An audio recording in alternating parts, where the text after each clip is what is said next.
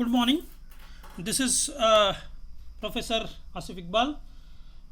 We'll continue our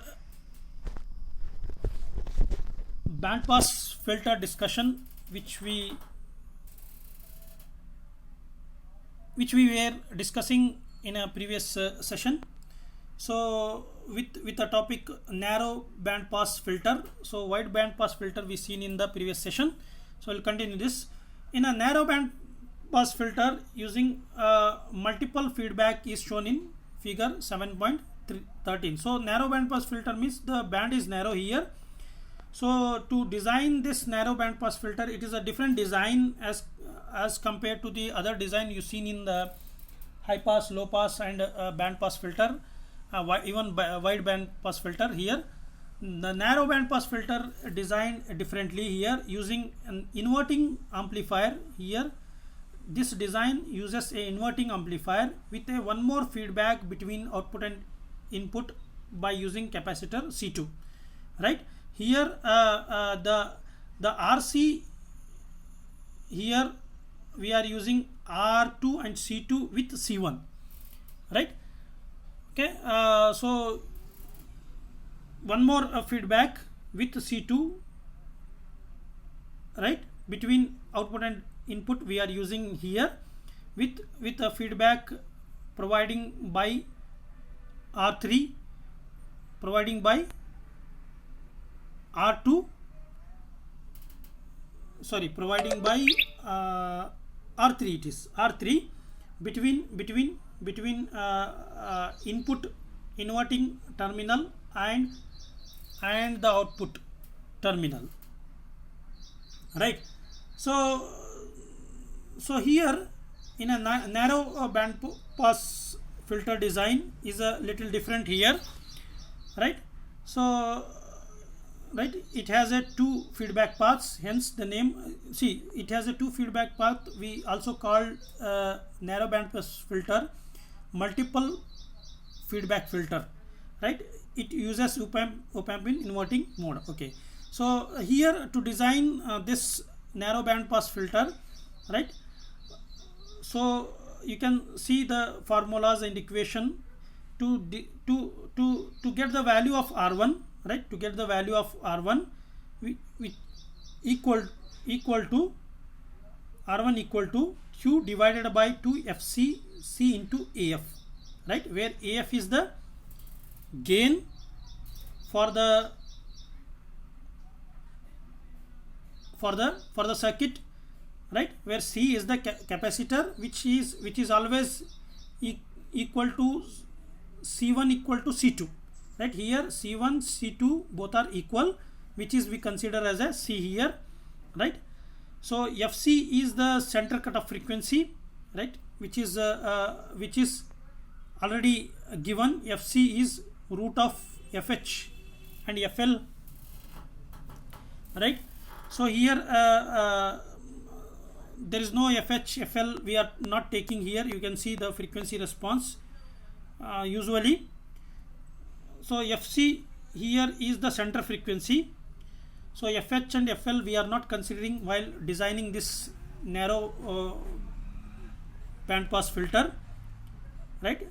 Okay, we are considering only frequency FC, which is center frequency for this filter. R2 here designed by using equation Q divided by 2 FC into C into 2Q square minus AF, right? R2 is equal to Q divided by 2 pi FC C, sorry, R3, it is R3 design, right? Whereas the AF, the gain AF is equal to R3 divided by 2R1, R3 divided by 2R1, right? The gain AF, however, must satisfy the condition. See, the gain must be less than 2Q square. AF must be less than 2Q square. You should maintain this, right? It should not be more than 2Q square. Whereas R2 dash, right? No, sorry. If you want to change the designed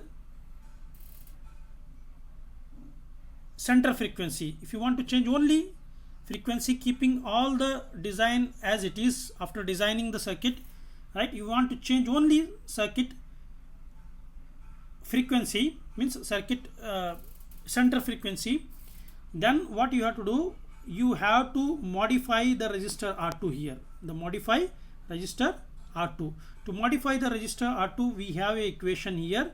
R2, the old R2 multiply with the old FC divided by the FC you want to change, new FC, whole square. So it will give you the new value of R2, right? That will allow you to change its center frequency FC. Okay, let's see the example design for this. Design the band pass filter shown in figure 7.13. This, right, 7.13 means this is narrow band filter, right? So having FC equal to 1 kilohertz, Q equal to 3, AF is equal to 10, right? So to design here, okay, first we calculate R1. R1 is equal to Q divided by 2 pi. We know that FC C AF, right? So here AF is given 10, right? Use a 10. FC value is given, right, which is 1 kilohertz.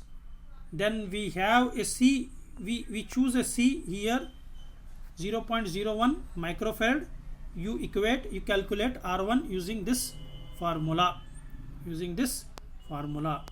right? So you will get 4.77 kilo. You calculate and verify this. Sometime in the book they will do mistakes. Previously you seen that in place of 1000 it taken 100 in previous class.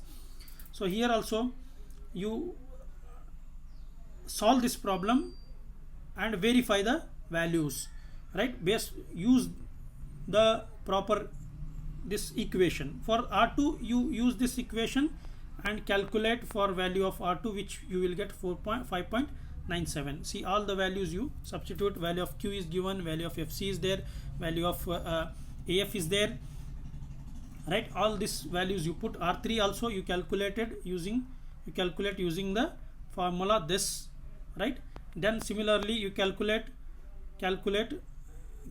a second part, which is change the center frequency 1.5 kilohertz. We are changing the center frequency FC from 1 kilohertz to 1.5 kilohertz. If you want to change the FC 1 kilohertz to 1.5 kilohertz, no need to change the whole design, only you need to change the value of R using this formula. Means here you put FC as a 1 kilohertz, which is previous frequency, and FC dash is the new frequency to which you are changing the center frequency. 1.5 kilohertz you substitute here, take a square, and R2 you design for previous circuit, which is this value R2, that is 5.97. you substitute here, right? You substitute here 5.97, right?